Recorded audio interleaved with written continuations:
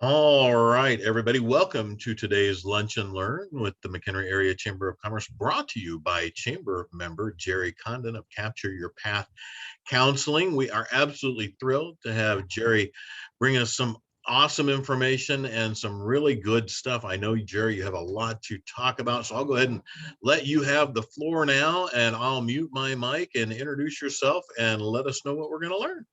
Sounds good. Thanks, Pete. So my name is Geri Condon, like Pete said, and I own Capture Your Path Counseling, which is a private counseling agency or practice. I'm basically a licensed clinical professional counselor. I've written a couple books and I do presentations. This is the presentation you're going to hear today is called Perfectly Unfinished, because aren't we all? And it's 6 steps to strengthen your mental mindset. And the reason that I put this together is that I've had some experiences myself where I didn't have the confidence that I knew I needed to have to put my best self forward. And so I put this together and I wanted to share it with you guys. So first of all, think back to high school. For me, that goes back a ways, but so back in high school, and we all had to do speech classes, right? So I don't know about you guys, but I would be nervous and anxious, and my hands would get sweaty, and I knew I was making myself vulnerable and open to criticism, and if I wasn't going to be able to get my message across, I wouldn't be understood right. And so all of that felt crippling. And I remember those. I don't know if you guys had those similar experiences, but I remember them way back a long time ago.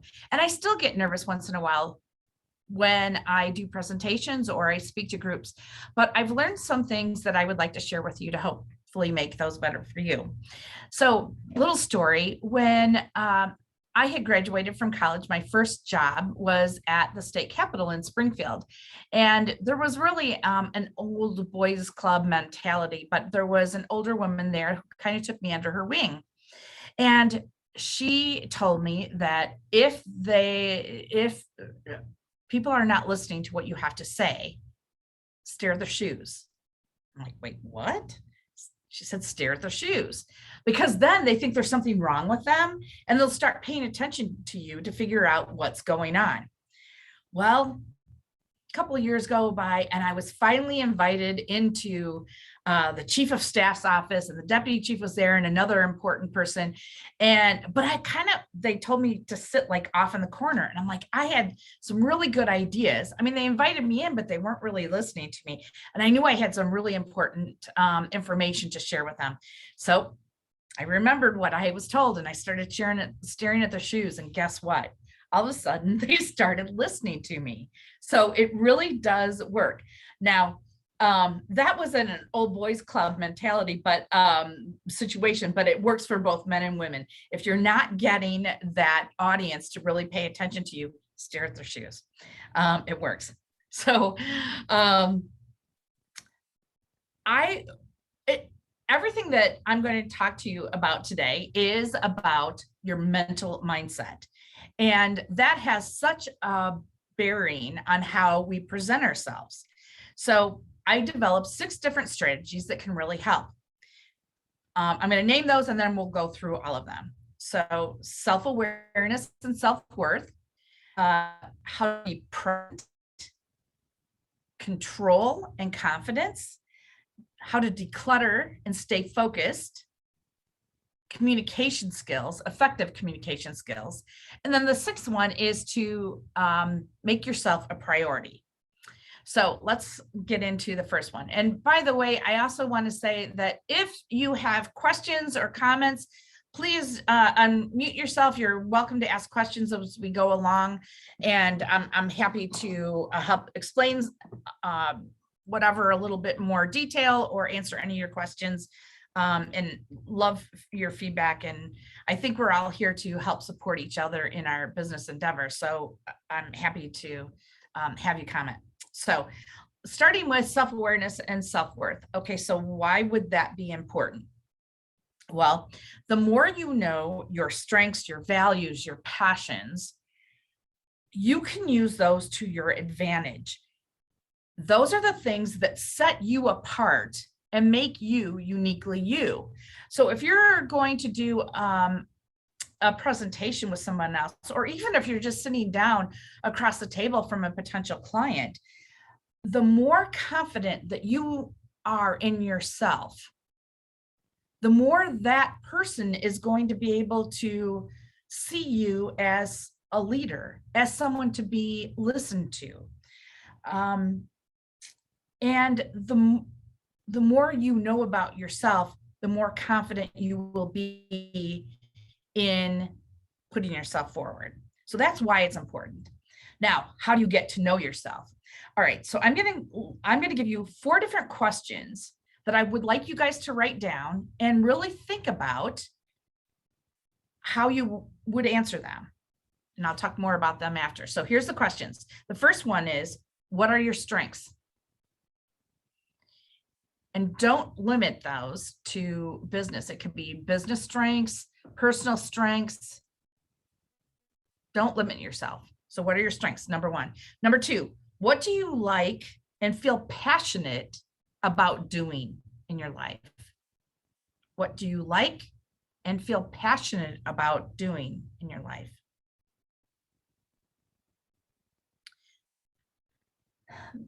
The third one is, what sets you apart from other people? What sets you apart from other people? And the last one, how are you unique? How are you unique? And as a reminder, this includes both professionally and personally. And the reason I say that is because sometimes the things that make you unique just individually has an impact on who you are professionally and vice versa. So don't limit yourself. Just have an open blank page and write down what comes to mind. So what I want you to do is take some time to reflect on those questions and answer them.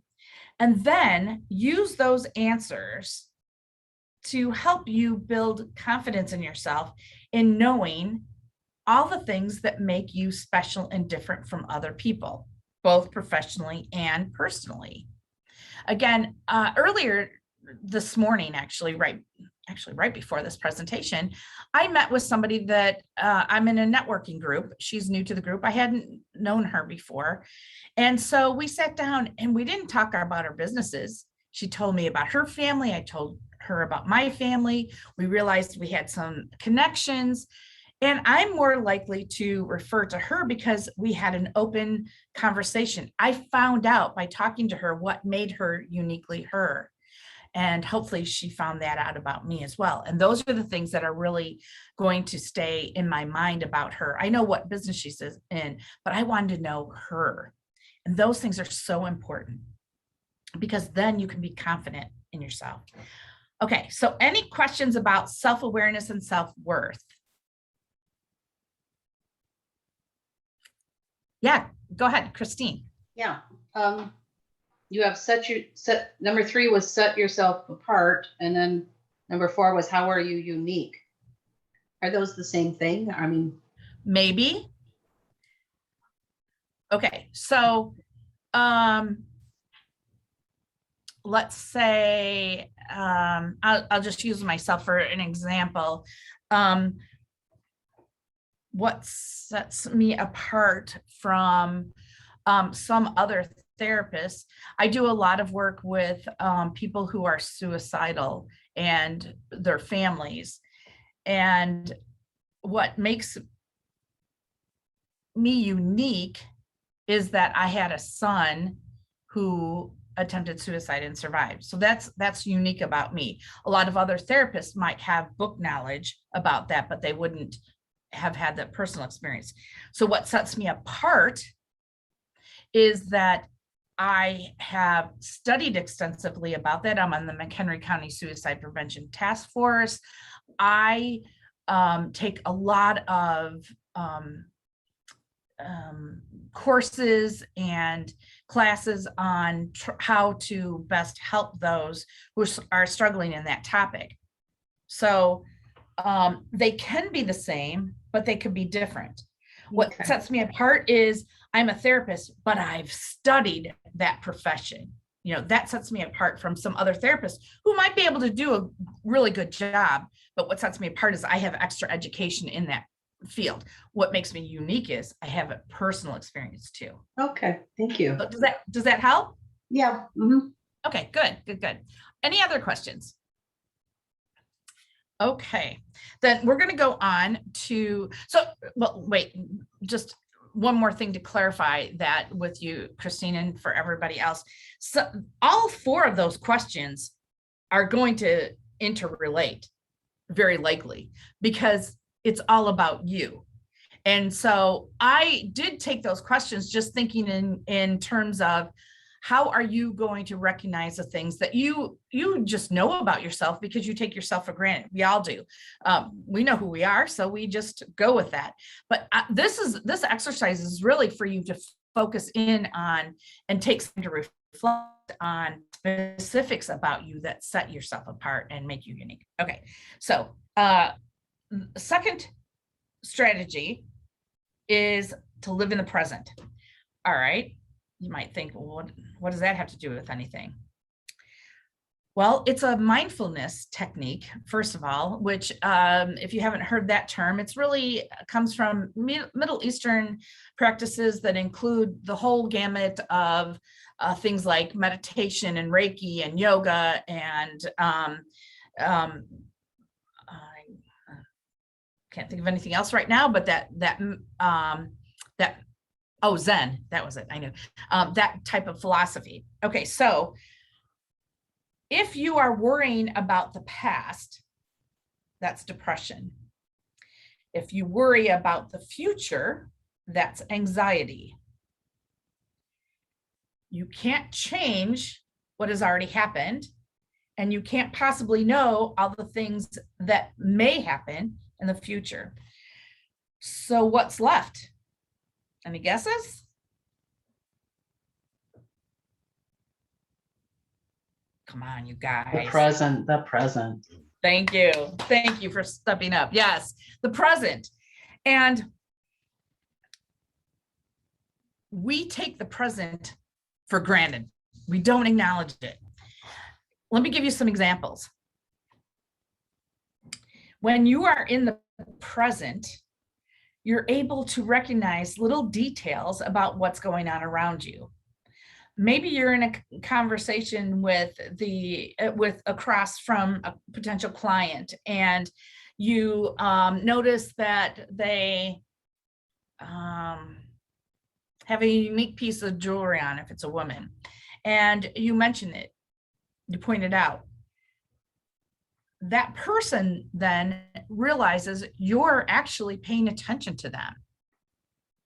There's little details about everyone that if we're in the present, we're going to focus on.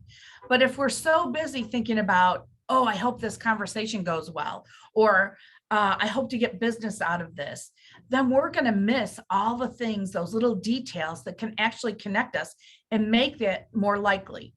Like, I didn't say this to Pete, but yesterday I went into the chamber office and it looked like he had a haircut.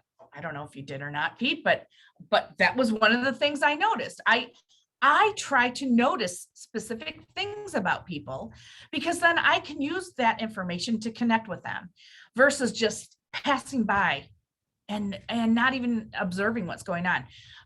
There's a reason for that saying, if you'll remember, stop and smell the roses. How often do we go by roses and we don't even know they're there, let alone stop to smell them? So what I'm talking about is be present and use those details to connect with the people that are around you. Now, one of the best things that I can tell you to do about being present and how to do that is to take a deep, long breath. Because what is the one thing that we always do in the present is breathe. That's the only thing we do always in the moment is breathe. And physiologically, if we are able to take a deep inhale and exhale, we're going to lower our blood pressure, lower our heart rate. We're going to get more oxygen to our brain. Those muscles that might be tense are going to loosen up a little bit. So that deep breath will help ground you, keep you in the present, and allow you to open up to see some of those details that are around you. Okay. Any questions about being present? Okay. Then the third strategy is to clear the clutter. And I mean that both mentally and physically.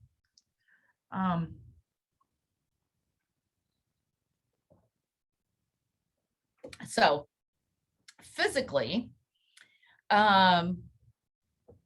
when you look around your desk or your home or wherever, and you see, especially your desk, and you see a lot of things. Now, if you looked at my desk right now, I'm not going to turn it around because I have a lot of clutter right here because I wanted a lot of things in my hand, notes or information so that I could present to you. But typically, my desk is typically very clutter-free because I don't want to be distracted by the things that are going on around me.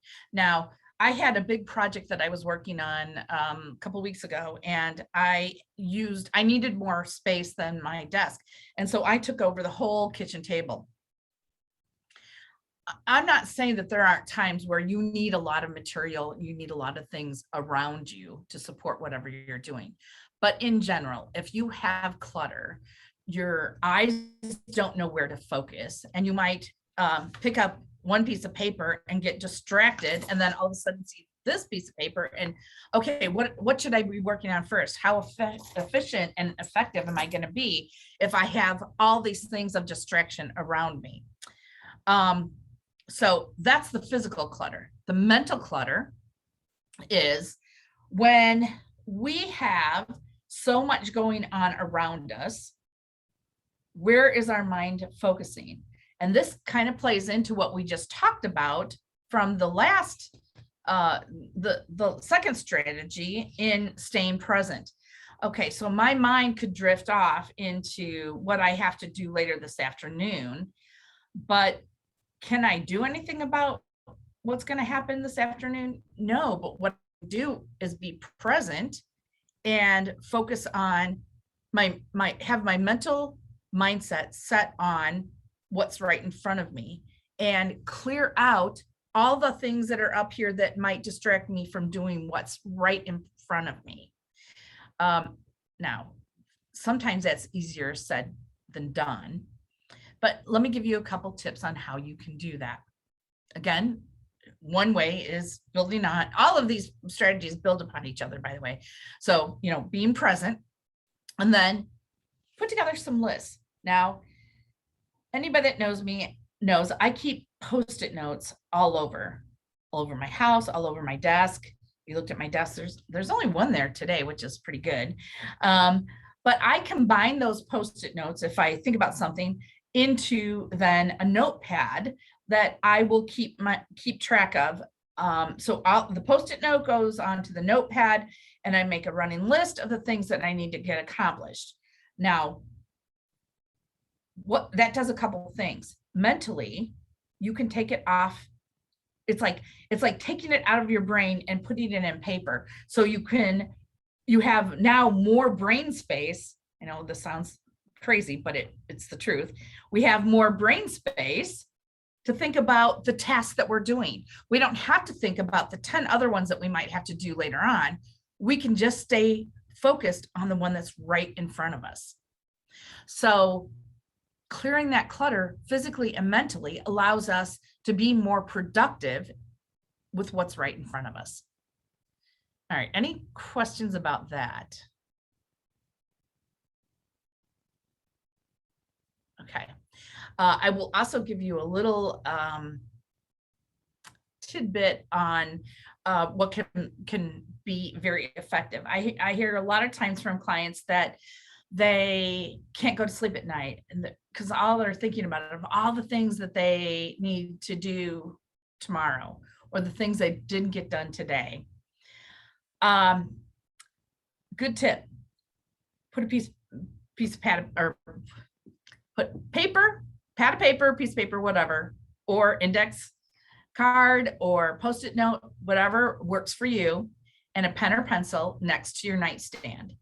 Now, I have jotted down messages to myself that look like scribble, but it reminded me, it was a trigger to remind me what I needed to do that next day. I got it out of my brain so my brain could let go of it and I could sit back and actually go to sleep because it was out of my headspace. So just a little extra idea. So, okay. Moving on to the fourth strategy, if no one has any other questions about that, is control. So, what do we have control over? Anybody like to throw out any ideas? Our actions and reactions. Perfect. Thank you. All right, the rest of you guys have to step up here. This is supposed to be I know, right? I don't want to sound like I'm monopolizing, so please step up. Yeah, but thank you for doing it, Christine. Christine's way quicker on catching that mute button than I am. So I just, yeah, Right, good job, right. Christine. Okay. Yeah. So that's right. Now, do we want to control things around us? Sure. And I'm not saying that we shouldn't plan for things in our future. That's not what I'm talking about. But what do we actually control? Us. That's all we control. And as you said, Christine, yes, and our reactions to things. So let's think about the weather. It's raining outside. You do not have control over stopping the rain. It's not today. I hope not, but I don't think so. I'm just using it as an example. Okay, so is it raining outside? Okay, you don't have control over that, but you do have control over if you grab a umbrella or grab a rain jacket. You have control over those things. Those are your reactions, your responsibilities, but we don't have control over other people. And so often we want to control what's going around us, because then it gives us a sense of stability. But I want to encourage you to understand that you can have that same stability by recognizing what you have control over and what you don't have control over, and not wasting time on the things that you don't have control over. People do that all the time. They focus their energy and concentration on what they don't have control over. I had a client who had a very prestigious job, and she, for her company, spoke to maybe hundreds of employees at a time. And she would get nervous sometimes before she did those presentations. And I said, okay, we worked on that anxiety and building her confidence up. And one of the things, and by the way, I don't think it works. If you've heard the story of if you're speaking in front of a group and you if you're nervous, you just imagine all of them in their underwear. I don't think that really works. But having confidence in yourself and what you're doing will. So what do you have control over? Well, you might not have control over the audience. In this case, I don't have control over people being interactive. I thank Christine for stepping up. But what I do have control over is the material that I know that I can present to you. I can know that I've done my research. I know the facts of what I'm going to present.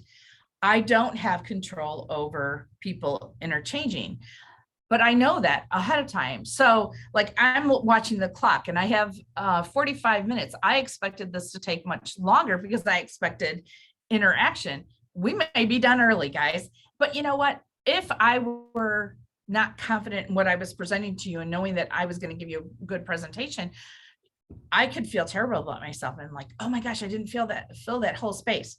I don't, because I feel confident that you're going to be able to walk away from this presentation and have a better mental mindset. So that's what I have control over versus letting go of the things that I don't have control over. And letting go is so important. And first you have to recognize it, and then you can let go of the things that you don't have control over. Okay. Any questions about control? Okay. Then we're going to go on to the 5th strategy to strengthen your mental mindset, and that's communication. Now, I've done full presentations just on effective communication. And what I found very early on, now I've been doing counseling for about 30 years, and very early on, I pulled together 5 communication strategies. There are hundreds out there, so I do not claim that this is the be all end all, but what I have found is these 5 that I'm going to share with you have been the most important. I do a lot of work with couples and relationships, but it could be couples, it could be parent-child, it could be employee, it doesn't matter. These 5 seem to work across the board in allowing you to have the most effective communication with whomever you're going to be talking to. Now, first of all, think about what is communication. It's an exchange of information back and forth. And it's an exchange of communication. So we want it to be effective. So number 1 is I versus you. And again, I didn't come up with these. Some of the terminology is mine, but the concepts are not unique to me. I didn't come up with them. They're out there, but again, I pulled these together. Okay, I versus you. What that means is if you start a conversation with someone saying, well, you did this and this and this, they are automatically going to be on the defensive. They are automatically going to have, a wall of defense up, and they're going to stop listening to you because they're going to start thinking about how they're going to defend themselves.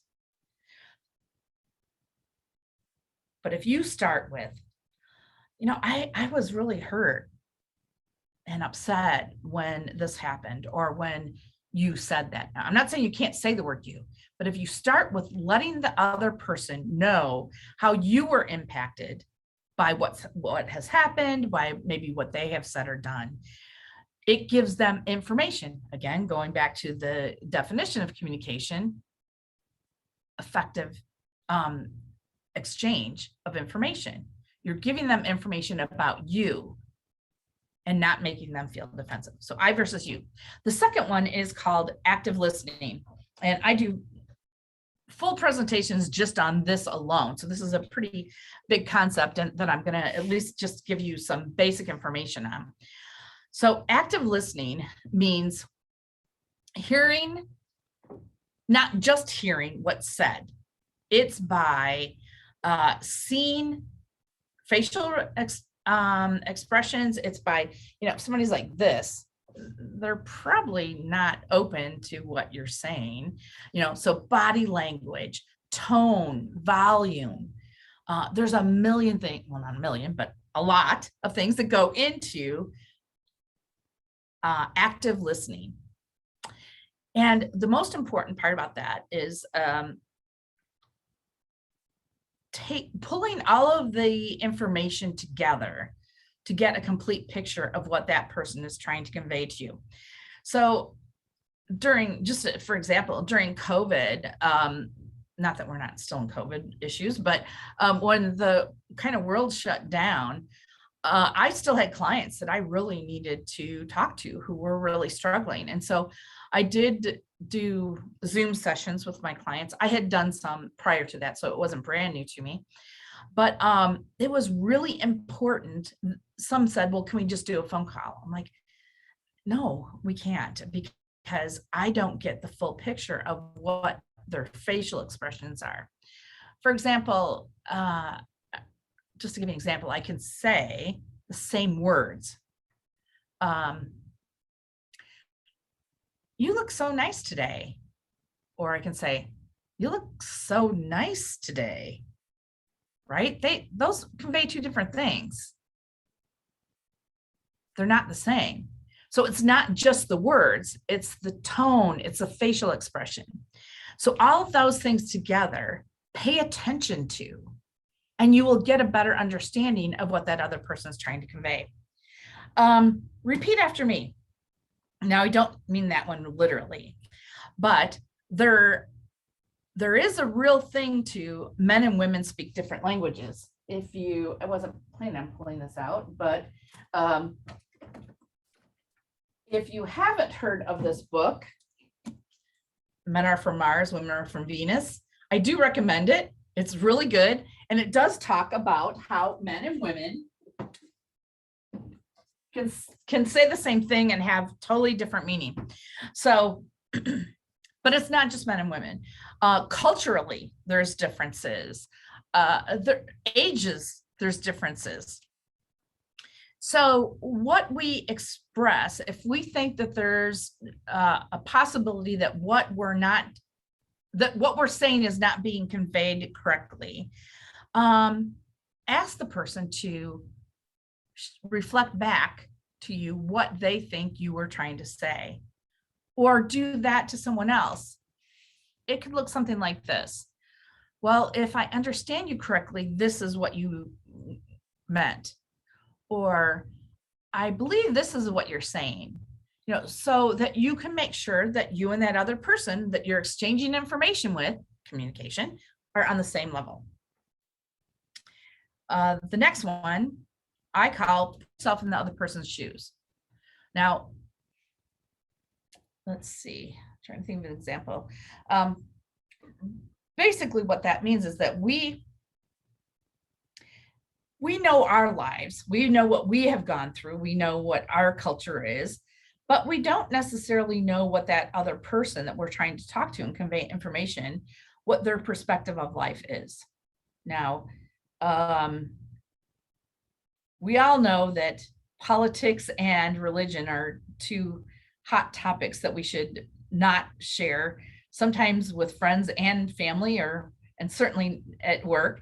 So we know those are kind of hot topics, but we don't always know that there are other sensitive things going on in another person's shoes, if you will.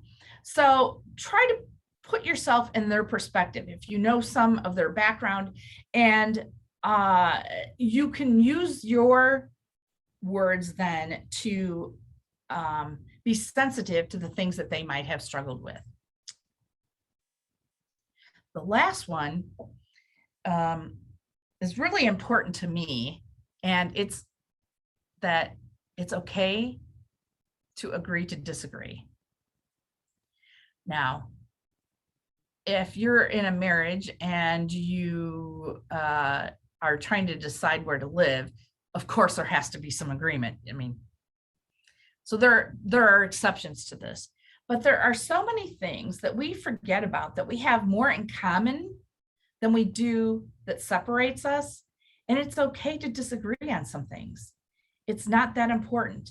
Will it matter tomorrow or next week or the next year if you don't agree on everything with the person you're talking to? Not really, not really. So again, I know I said this before in one of the other communication skills, but just let it go. Let it go. You don't have to agree on everything, and that's okay. It doesn't have to be the end of a friendship or a relationship. So those are a very brief description of the 5 communication skills that I think are most important. So again, I will ask, does anybody have any questions or comments about those? Christine, you can be off the hook. Well, I was going to make a comment, but I'll wait. Oh, just Go a ahead, comment please. real quick. It was funny Yeah. when you said that if you're married, you have to agree on where to live. Because where I live now, my wife picked me up from the studio one day and said, okay, come on, I'm going to show you where we're moving.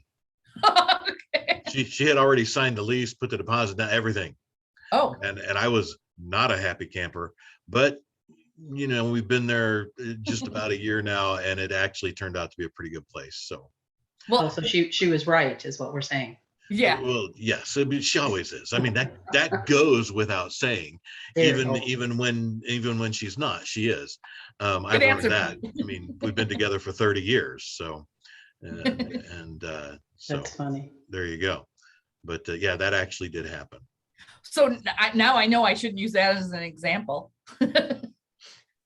No, I mean, it was funny. Use it as an example. Yeah, definitely use that. And you can use me.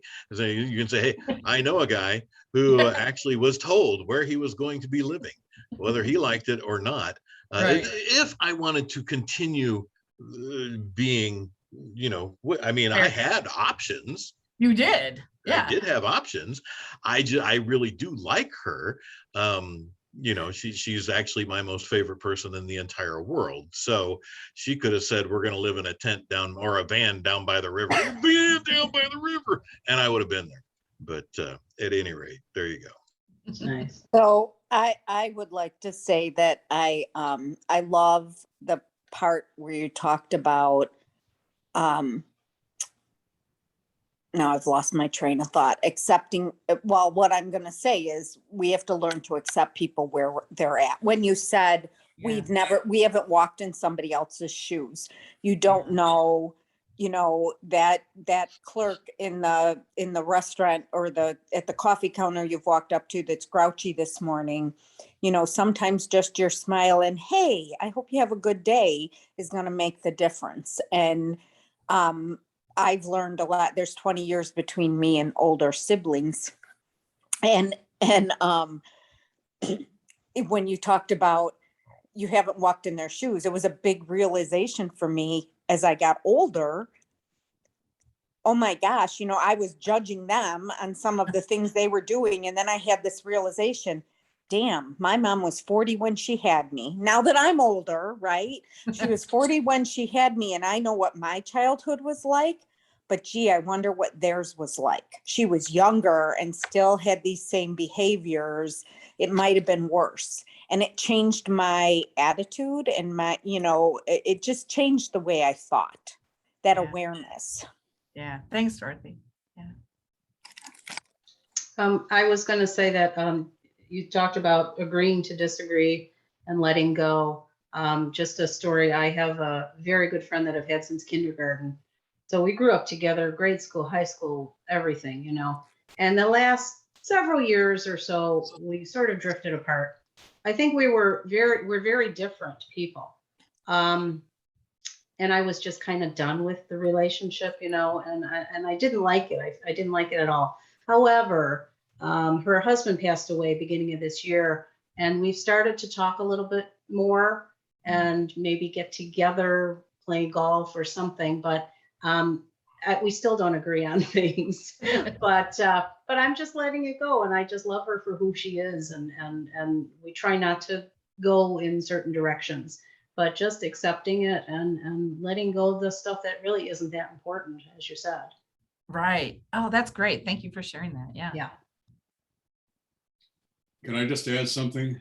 Sure, of course. Yeah, listening to this, it's just really interesting. I just came out of maybe 3 or 4 months with starting up with a spinal stenosis at the hospital, being there for 2 or 3 weeks and that kind of stuff. So I'm just kind of getting my stuff back together.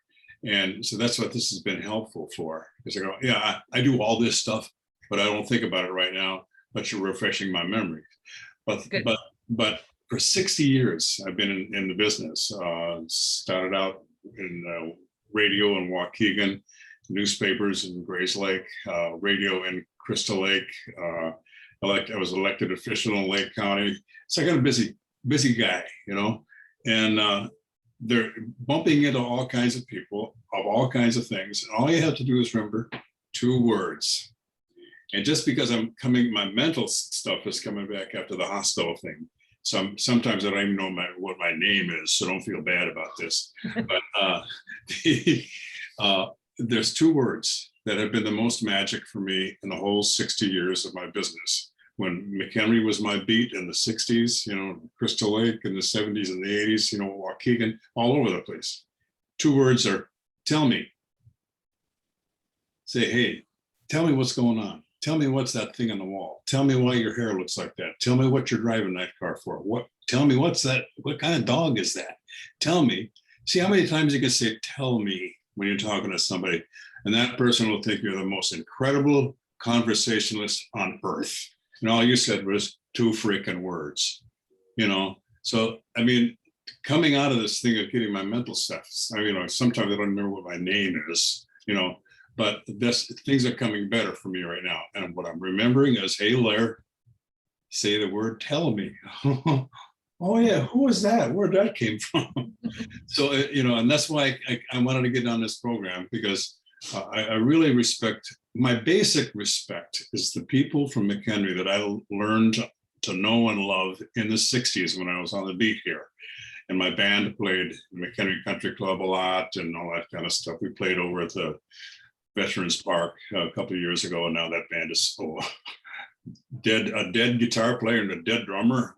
We're done, So, but so many of these things come along, and all I remember, and I know this guy for some reason. What is it? Tell me what's going on with you these days. Tell me why you're wearing a red suit. All of a sudden, it all comes back. So that's why I'm here. So tell me what the heck you're doing. So. I love that, because what you're doing, Larry, is you're opening it up for the other person to talk about themselves. And we know about ourselves, we can share that, and that opens the conversation to continue. That's awesome. When I was general managers of those 2 radio stations, I used to train people, and they're, I want to put this guy on this desk and say, shut up, and say, tell me about your business. Tell me how come. What's the picture of the fish on the wall? Oh yeah, I went fishing. All of a sudden you're friends of these guys. Right. It makes it personal. It really, So what you're getting at here is really, really helps me nail down where I'm trying to get back on my track mentally. Good. I'm handsome, but my brain is dead. So, and tell me what you mean by that, Larry. That's great. Thank you so much for sharing. That was great. Okay, so those are the 6 strategies. Again, I'm going to go through them one more time. So self-awareness and self-worth, live in the present, clear the clutter mentally and physically, because that's going to allow you to focus. Recognize what you have control over, let go of the rest. Those 5 communication skills. Now, 6th one, make yourself a priority. So what I mean about that, so often we don't want to sound like we don't want to justify ourselves, right? Like, I'm so tired tonight or this afternoon or whatever, I'm going to go take a nap. Okay, well, maybe like in my job, I always tell my husband all the time, he's a numbers guy, he's an engineer. Well, as a therapist, I'm using, not that he's not using his brain, I don't want to imply that. He's next door, I hope he's not listening. But my job is very mental. I have to be on all the time when I'm working with my clients. I am mentally exhausted by the end of the day. And when I get home at night, I just want to watch TV or read a book or do anything that I can that has no requirement of me having to use my brain for anything important.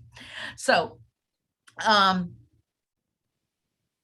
but sometimes I'm sitting there and he'll come home and I feel like I have to justify why I'm sitting there, right? Or you feel guilty because you take a break and you go do something, or you go treat yourself to an ice cream or whatever. We often do not give ourselves permission. This is really important, permission to take care of ourselves, for self-care. I don't know if there's ever been a client that's walked through my door that I haven't said to them that unless you take care of yourself, you cannot take care of other people. And what I mean by that is not selfishness. I'm not talking about being selfish. I'm not saying that It's exclusive of other people and recognizing other people's needs. But what I'm saying is we all need to take self-care into account. People think about physical health all the time, but we rarely think about our mental health and how important it is. And so to be the most productive that we can be, we need to take care of self-care. My intake forms, they don't just ask about, why do you want to come into counseling? They talk about your sleeping habits, your eating habits, exercise, all the things that in totality, medications, all the things in totality that make you who you are. And I want to make sure that all areas of your life are being taken care of. But so often we forget about the mental health and taking care of our mental health. I don't think it's any coincidence that a lot of European countries, they get like a month off of vacation. They get time to take care of themselves. Why would companies do that if it wasn't for the fact that then their employees come back more productive? There's got to be a reason for it. And I think that we all are more productive when we are taking care of ourselves. So I don't feel guilty. And I don't try to justify. I do things for myself. Now, I know Dorothy's on here and she's a very good friend of mine. And I know Kate knows me a little bit from a networking group, but I go on a lot of trips. I do a lot of, I'm into scrapbooking. I go on these little trips with my friends all the time. I come back mentally and physically rejuvenated and ready to go back to my professional work. Now, I also go on vacations with my husband. He's not excluded from all of my time away, but even if it's a day trip, recently, my daughter and I, she was having a hard day, a day trip, went out and took her out for the day. And we just had some time to bond and get away from all the things that were bothering her in particular. I was talking to somebody this morning about, I don't know if any of you read in the paper, but the state of Illinois has now signed into law that students can take 5 mental health days a year. And I think that's amazing. Now, my children, of course, as having their mother as a therapist, they got mental health day before it was called that in school. And I would just call them in and be vague about why they weren't coming in that day, because they always needed a reason. Because it wasn't to let them off the hook if they had a test or anything, but I could see if they were stressed out or they were worried about something and they just needed time to be themselves for that day. We all need that. That's self-care. So when we make ourselves a priority and when we take care of ourselves, we're going to be more productive with what we're doing. We're going to have more energy and ability to take care of those around us. So any questions on that? Any comments, questions on that? No, I think everything that was said was extremely important. I think adults, all working adults especially, and let's all adults should be given those 5 mental health days as well in their jobs and whatever. It is what you said is just so true. I try to tell them at work all the time, if you would just give me 1 week off a month, you would have the most productive, energized person. They're not ever going to go for that. But No. in Europe, I did learn that that is the truth. I mean, we've become so money driven, competitive driven in the workforce in the United States that, I know people that have vacation days and never take them. Yeah. And I am sometimes looked at because I take my vacation. There is no way I'm taking my vacation. And there are some people that look at it like, well, you're gone all the time. Well, I'm entitled to that time. and I'm an effective and efficient worker. So it's so important. So important. Thanks for pointing that out. Yeah. It is. And Dorothy, to echo that, I mean, I spent nearly 30 years in HR, still do a little bit of it when it comes up. And and I like the people that I'm helping out. Now I'm very, very choosy about that. But so many employers, Dorothy, you hit it right on the head. They will look at you sideways and like, you're taking time off that we told you could have, but we really, we just say that. We don't actually really want you doing that. We just, it's kind of a thing we say, and you really want to take it. I mean, that was for decades upon decades, even calling in sick. Come on, suck it up, Buttercup, get in here, do what you got to do. I mean, there were times I went to work and threw up in a trash can right next to myself because you felt like you had to be there.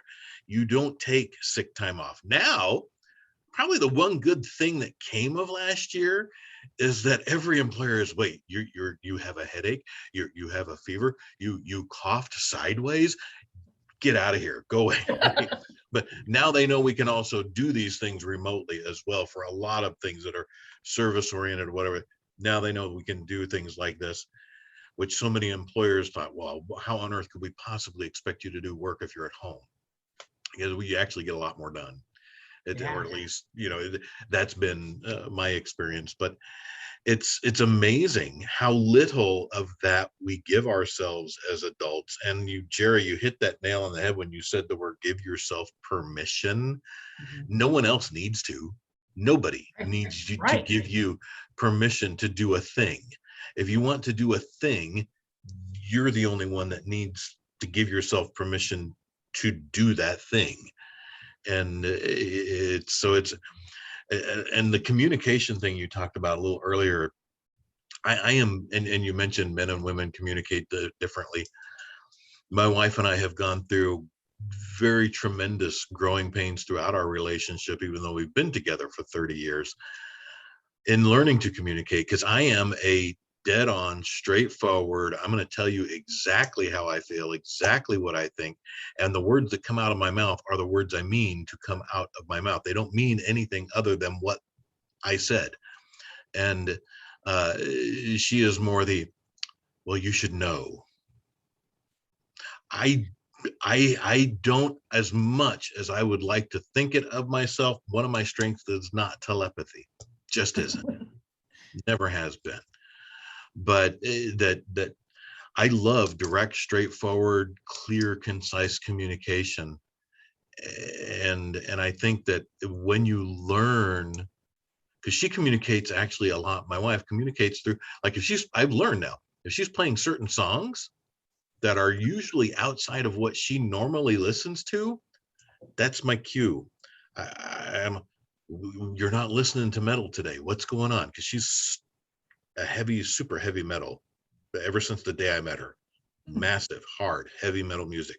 If she listens to anything other than that, that means there's something I better pick up on and start listening to the words and the music, because that's how she's communicating. And it's bizarre, but you're not wrong on that. You're dead on that. I'm commenting to agree. I got no questions, but this has been fantastic. I really enjoyed this. Yeah, thanks. Okay, so I have a free offer for you guys. If you go to my website, which is www.captureyourpath.com. Again, captureyourpath.com. I have a couple different free worksheets for people, but the one I would like to direct you toward is it's like how to celebrate you. And it's about getting to know yourself and that self-awareness and that self-worth. So I know I gave you the 4 questions earlier. This will dive in a little bit more direct. And I encourage you to go ahead and download that. It's free. And it will help you with that first step of the strategies, like I said, I believe that all 6 of them build upon each other, and knowing yourself, I think, is the first one. And that those exercises, that sheet, I think it's a couple pages worth, but will give you that confidence to really know yourself and first step to reaching some of your goals. So again, captureyourpath.com. Now, I'd like to close with one more story. I know Dorothy at least is going to, I'm like, wait, Larry, can you not hear me? I get it. Story. Yeah. Okay. I know Dorothy knows this very well, but you know how in the beginning, when I talked about that old boys club type mentality at the state capitol, well, I know Larry said he was involved in some government. Many of you know, I served on the city council in McHenry for 16 years. And there was, even though we had a female mayor for a while, there's still, and especially now, a very entrenched old boys club type mentality. So for 16 years, I had been called alderman, and it bugged me, but didn't really say anything. But the last straw was, I knew it was maybe 6 months before my last term ended. I knew I wasn't going to run again. And on each place setting at the city council, there was an invitation from one of the departments inviting us to an event. And all of the other aldermen, I was only female, they all said alderman so-and-so. Mine was addressed alderperson so-and-so. And I thought, now wait a minute. If we were all alderperson, okay, that was weird, but that would be okay. But if they were going to single me out, then why not say alderwoman? And that just bugged me. So had I not had confidence in myself and felt pretty strong in being able to speak up for other women, I wouldn't have been able to do this. But I explained that was kind of the last straw, and I requested to be addressed as alderwoman. And I, somewhat to my surprise, was met with some objections.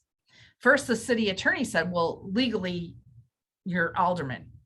So, okay, let's change it, right? I mean, we change laws all the time. We can change the statute to call me alderwoman. Another alderman also had some objections, and I'm like, you know what? Nope, not okay. I pushed forward. And I am happy to tell you that because of the confidence and the passion that I had in this particular topic, I was able to watch 2 women after that coming election. Even though I had stepped down, I got to see 2 women sworn in as alderwomen. So that was kind of my, that to me, if I accomplished nothing else in my life, I feel like I used my words. I used my, my knowledge of what I had gone through and my passion and my communication skills to effectively communicate to others that there was a need to have that change. So that, to me, that's what this whole program, Perfectly Unfinished, is about. We are all a work in progress. But if we have the right mental mindset, we can accomplish anything. Because really, the only thing that limits us is ourselves. Just because you're told no doesn't mean it has to be no. Pete, you said, you commented about when I said the word permission, but I really truly believe that giving ourselves permission is one of the biggest blessings that we can give ourselves, because even when we hear the word no, if we give ourselves permission to fight that fight, to have that confidence, to have those communication skills, to, in this case, use maybe what's happened in the past so that the future can be better, but we do it in the present. Like all of these strategies that I've talked to you about today can build upon each other, and you will become a better version of yourself so that you can present yourself forward to the people that are around you and excuse me, live a more confident, passionate life. So that's what I wanted to share with all of you. I will tell you, if you are interested in going a little deeper in any of these categories, I do have a program. The next one is starting in October, I think, that goes deeper into each of these topics. That's available on my website too, but at least this will get you started to think about some of the things, your mental mindset in a little bit different way. So any other questions or comments?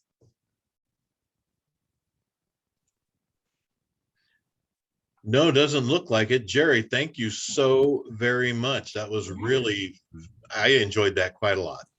Good. I'm glad.